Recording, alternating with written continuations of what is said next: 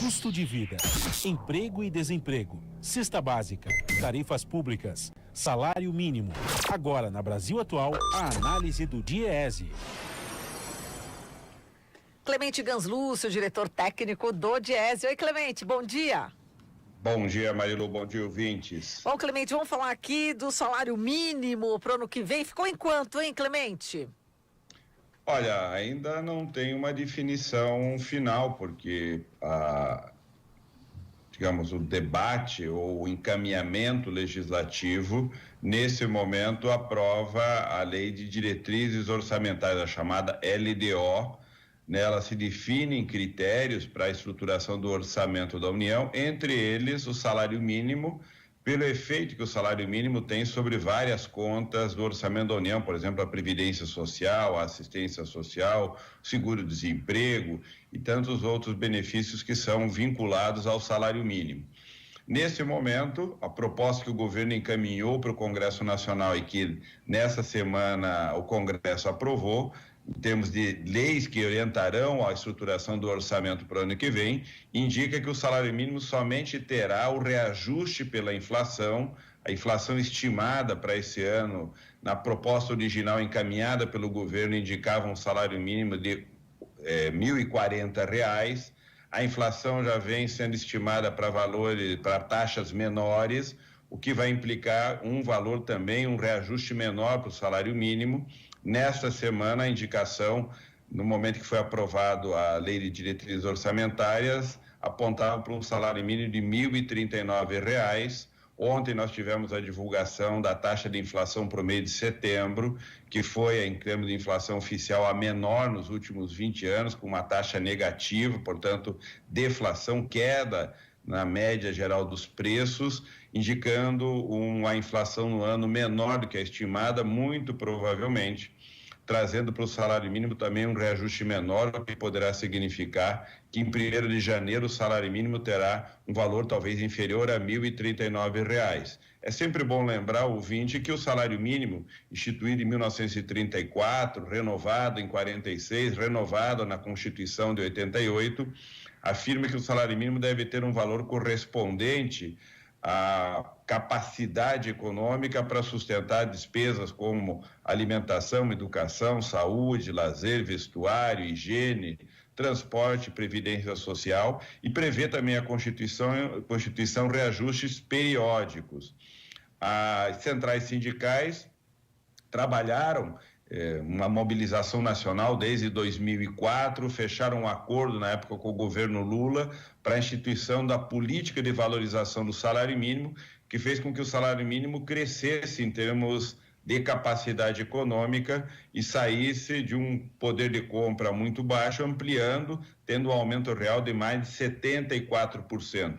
Para o ouvinte ter uma ideia, se não houvesse essa política de valorização, o salário mínimo hoje, no momento presente, não seria de R$998, mas seria de R$573, portanto, R$425 corresponde ao aumento real da política de valorização.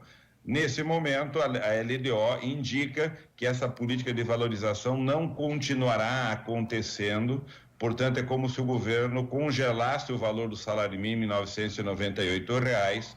Sem a política de valorização, por exemplo, o salário mínimo, como eu disse, hoje seria de R$573.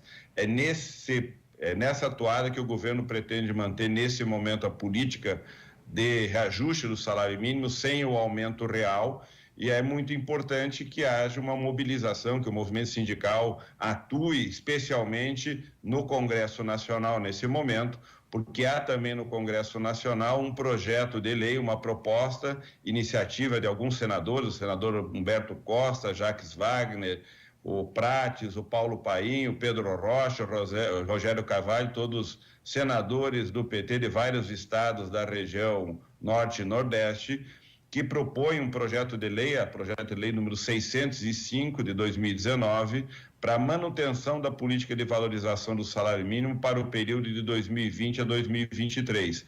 Portanto, O salário mínimo, segundo esse projeto de lei, já deveria ter em janeiro de 2020 não só o reajuste pela inflação, mas também o aumento real correspondente ao crescimento econômico de 2018, que foi próximo a 1%, portanto, deveríamos ter em 1º de janeiro, também mais R$ 10 de aumento real sobre o salário mínimo, se esse projeto for aprovado. Se não for, deixaremos de ter a política de valorização e, portanto, de uma aproximação gradativa do salário mínimo do valor daquilo que a Constituição indica para o trabalhador e sua família. Só para o ouvinte ter uma ideia, o DIEESE estima que o valor do salário mínimo necessário hoje para atender o preceito constitucional seria da ordem de R$ 4.000, portanto, 4 vezes superior ao valor atual do salário mínimo, motivo pelo qual é essencial que tenhamos a manutenção da política de valorização do salário mínimo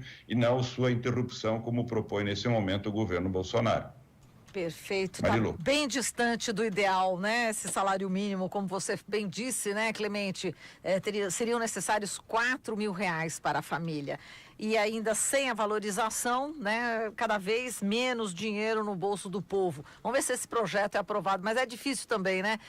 Que seja aprovado essa valorização, né? Com esses parlamentares que você citou. Por isso que existem políticos e políticos, né, Clemente? Políticos que estão mais interessados nos interesses do trabalhador. Diga. Exato.